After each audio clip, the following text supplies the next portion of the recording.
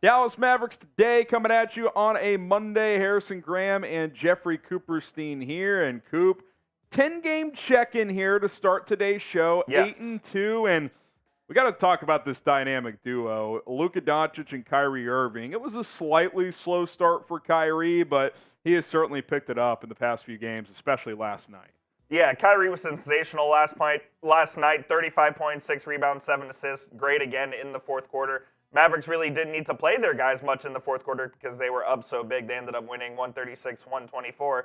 This team's got something, man. 8-2. Yeah. Best start since 04-05 or somewhere around there, I believe. And, there's a lot of juice surrounding this team right now. Yeah, I think what's impressing me most, Coop, is it seems like every night it's someone different beyond Luka and Kyrie that's like stepping up. Sure. Like last night, Grant Williams, 0 points. Yep. And you still score 136 in that one. So that's been really impressive. You look at what these two guys have done through 10 games so far, and it's just been sensational. I mean, Luka, I think, is very much in the conversation. I think he's the front runner for MVP. To be MVP, arguably the front runner. Kyrie, it was a slightly slow start. Not like he was bad early, but he's definitely picked it up. That three-point percentage has skyrocketed after struggling from downtown early in the year. And what's impressed me the most, Harrison, is the efficiency in which they're doing this. Luka, 52.6% from the field, over 40% from three. He's never shot better than like 36% from three, I believe. Yeah. Kyrie also at 40% from three. They're doing it at an extremely efficient clip as well. Yeah, they're playing really well right now. And what's beautiful about this is we knew these two guys would put up numbers. Maybe not like quite the efficiency for Luka. Like he's been more of like a 48, 49 from field, mid-30s from three guys, obviously out-shooting that in both statistical category. But the role players, Coop, again, it's like different guys each night. That's what's impressing me. And look, to win a title since 2000, some chat stats here for you guys. You got to be at least 6-4 through 10. Mavs are at 8-2. So congratulations. The Mavericks have a chance to win a officially championship. Title contenders. And if history is to repeat itself, here are some teams that will not win the NBA title. Notable ones. The and Phoenix Suns, the Lakers, and the Clippers, which we'll talk about the Clippers. We'll talk about the later Clippers on. in a minute. But those top two, Coop, were considered maybe, along with Denver, the top three in the West. You could throw Golden State in there as well, at least on paper, heading into the season. Now, I'm not going to dismiss those teams' chances 10 games in of winning a title, but it is an interesting thing that since 2000, you at least have to be 6-4 through 10 to win a title. And those two teams, who are at worst two of the top five in the West on paper, have not or will not be able to reach that mark. Yeah, it's pretty crazy what the Mavs are doing right now. And obviously, 10 games in's a little early to really be talking about title and even playoffs for that matter. But I really do think you get a good read of what a team will be after the first 20 games. So the Mavs are 8-2 through 10. Here's their next 10 games. So New Orleans again tomorrow night. Then you have Washington on the second night of a back-to-back. This stretch here is interesting. Milwaukee, Sacramento, Lakers, Clippers. That's a tough 4-game stretch. Even the Rockets have won 6 in a row. Rockets are good too. And then you have Memphis, OKC, Memphis. So, I mean, this is a tough game stretch coming up, and we'll learn a lot about this team going forward here. Yeah, we talked about it earlier in the year. You get Memphis twice there. Still no Ja Morant in those games. So getting them 3 times before Ja comes back is definitely a favorable schedule thing that fell in the Mavs' favor. And look, the Mavs' schedule, Coop, has not been murderer's row so far, but they're taking care of the business they need to take care of. Exactly. Like, I look at the next 2 games, Pelicans and Washington. Like, you really should probably win both of those. Maybe you split because they're both roadies. But, I think I look at this next 10. It's definitely tougher than the first 10. So, like, if they can go 6-4 or better in this 10, like, then you're really feeling good about where you're sitting as a basketball team. Even 500 would have you at 13-7 through 20 games. So I think that the Mavs are definitely, like, whether they're NBA contenders or not, which we'll ask you, title contenders or not, which we'll ask you this, do you think they are? Type Y for yes and for no. They're definitely high-level Western Conference contenders. Like, I think at this point, again, it's early. I'm not going to just, like, be like, I can't say that. They're just on a bit of a heater right now. No, like, they look like at least the top 5 team in the West 10 games into this thing. Look, me and you both were pessimistic about this team coming into the season, and I think they've blown all those expectations away, and now we have to start adjusting some of our expectations for what this team can be going forward. No doubt about it. Type Y for yes, type in for no. Are the Mavericks title contenders? Now, let's dive into a rumor. Now, we're not saying, Kawhi is going to be a Mav. What we are going to say here, Coop, as we dive into the story here in a minute, is the Clippers are a mess. Keep an eye out. James Harden, since coming over there, they're 0-4. Kawhi doesn't seem happy.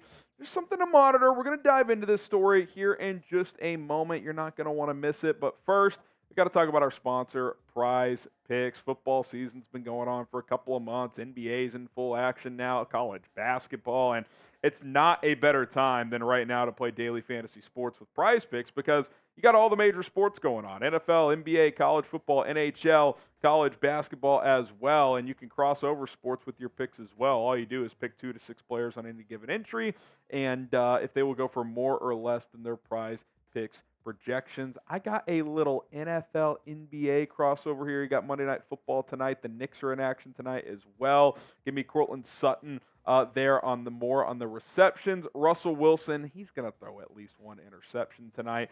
And then Quentin Grimes, what is that, Coop? 6.5 points. 6.5 points. Yeah, he's one of the better role players in the NBA. 10 to win 50 there on that Prize Picks. You can win up to 25 times your money with the 6-player entry. Get started today, prizepicks.com/CLNS. Our code CLNS will get you a deposit match up to $100. Join celebrities like rapper Meek Mill and comedian Andrew Schultz, several other Prize Picks celebs playing Prize Picks every single day. prizepicks.com/CLNS. Use code CLNS.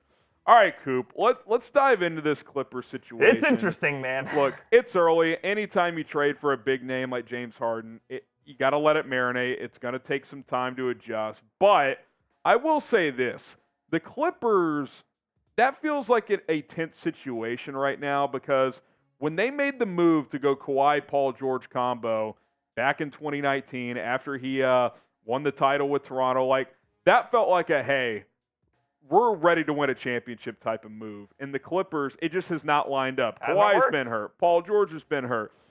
They haven't gone as deep in the playoffs as they want to. So clearly when you do make this James Harden move, it's like the ultimate desperation, like we're all in on this year trying to make it work type of move. And it's ugly early, man. It does not look good. And what's also interesting, Coop, and I noticed this even before the Harden move, is it feels like Paul George is their number one guy right now. Yeah. Kawhi has had a diminished role here, especially with James Harden coming in. And there was a point yesterday where the Clippers were playing, and Kawhi looked very frustrated coming over the bench and whatnot. Like it says here, he's averaging his least points per game and field goal attempts since 2015-16 when he was with the Spurs. It's something to keep an eye on, man. They're winless with James Harden. It was weird yesterday where there were less than 2 minutes left. James Harden checks in for Russell Westbrook. Westbrook's been closing in games with the Clippers here this season so far. They take him out with less than 2 minutes remaining, so I don't think even Tyronn Lue knows exactly what's going on there. It's interesting, man. It's a weird situation down there in LA. I kind of came to this conclusion watching the Nuggets last year. I was kind of starting leaning that way, but I firmly believe that the best way to win titles right now in the NBA, and it changes. There was a big 3 era that, it fluctuates. It's like all sports. Like it's fluid. Like it's true today, not true tomorrow, all that stuff. Shout out JJT. Yeah. I think the best way to win a title is with 2 superstars and role players around. No doubt. I think when you go 3 or more, A, they eat up too much of your salary cap, and B, the egos get in the way. There's too many cooks in the kitchen. Like, even Russ, I know he's not on a major contract anymore, but, he wants to play a big role. Paul George and Kawhi, they were the nucleus pieces on this. Now you have Harden. We know how big his ego is and how big his contract is. It's too much, man. And that's why we see Phoenix off to a slow start. I know there's been injuries there, but, you get too top-heavy like this, Coop, A, you need depth. B, who do you go to in crunch time? It just becomes a problem, man. I like it with the Mavs right now where it's hey, we're playing through Luka and Kawhi. Everybody on the team understands that. That is what this roster is built around. Sure, there's decisions to make, in crunch time, or is Luka bringing the ball down?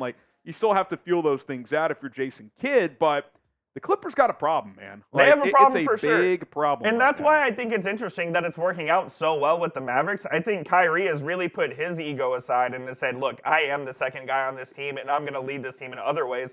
Kyrie's kind of the voice that's in the locker room and off the court, whereas Luka is obviously the one leading on the court. And like I said, for my money, front runner for MVP so far through 10 games.